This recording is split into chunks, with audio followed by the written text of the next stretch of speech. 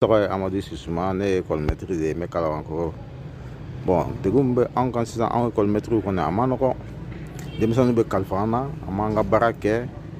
Il se trouve que denmisɛnninw o b'an bolo pendant à peu près toute la journée.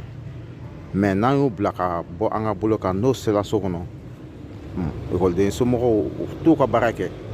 Tuma dɔw la an bɛ devoir mun d'u ma k'u ka essayer ka fɛngɛ so kɔnɔ, o tɛ kɛ a ɲɛ ma. De telle sorte que o bɛ sigi ne fɛngɛ donc denmisɛnninw an hakili bɛ niveau min na o t'o sɔrɔ. Donc an ka baara bon o gɛlɛya de b'an kan quoi. Ne tɔgɔ Bina Konate, ne sigiyɔrɔ bɛnnen don Atizebougo 1008 logement ma Bamako. Ne ye sɛ marala ye, farafin sɛ. Université kɔfɛ ne ye ɲɛsin sɛ mara ma parce que ale ye ne y'a ye k'a fɔ a nafa ka bon kosɛbɛ. Nka gɛlɛya caman b'an kan nin wagati in na sɛ mara kɔnɔna la. A fɔlɔfɔlɔ yɛrɛ ye dumuniko ye.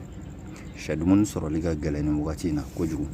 Fɔlɔ an b'a sɔrɔ nɔgɔya la cogoya min na nin wagati in na a tɛ sɔrɔ bilen. Min caman farala kan a sɔngɔ ta fanfɛla fɛ. Sɛfura fana a bɛ o cogoya fana la, furaw da gɛlɛyara fo ka taa se a caya fana ma. Voilà, an kɔni an bɛ a ɲini faamaw de fɛ ni u sera ka nɔgɔya don o la cogoya min na walasa dumuni sɔrɔli ka nɔgɔya ani furaw sɔrɔli ka nɔgɔya sɛ mara ta fanfɛla fɛ. Voilà, o de tun bɛ ne bolo ka fɔ. Ne tɔgɔ Malik Ba, ne sigiyɔrɔ bɛnnen don Lafiyabugu ma.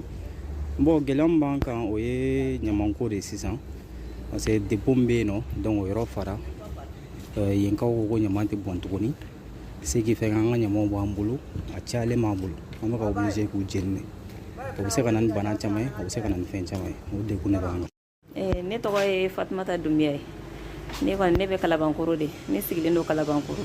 Awɔ, ne bɛ wari mara de kɛ, c'est comme épargne quoi, mɔgɔw ka wari minɛ k'a mara donc kalo mana sa ne b'u ka wari d'u ma ne yɛrɛ bɛ n ta ta. Awɔ, bon gɛlɛya min kɔni bɛ ne kan sisan kɔni o kɔni sugu kɔnɔna la bon mɔgɔw faamuyali man di, mɔgɔw la faamuyali man di. Ne ka baara in yɛrɛ a ma nɔgɔn parce que dɔw tun b'a ɲɔgɔn kɛ sugu la o bolila ni mɔgɔw ka wari bon a ka gɛlɛn quoi yanni ka se ka mɔgɔw la convaincre a ma nɔgɔn, sɛgɛn caman b'a la, n sɛgɛnna kojugu parce que a ma nɔgɔn quoi n'a ma ɲɛ ko dɔ bolila ni mɔgɔ ka wari e min bɛna o kɔfɛ k'i bɛ mɔgɔw la convaincre ka don a la donc i bɛ problème caman sɔrɔ a la quoi.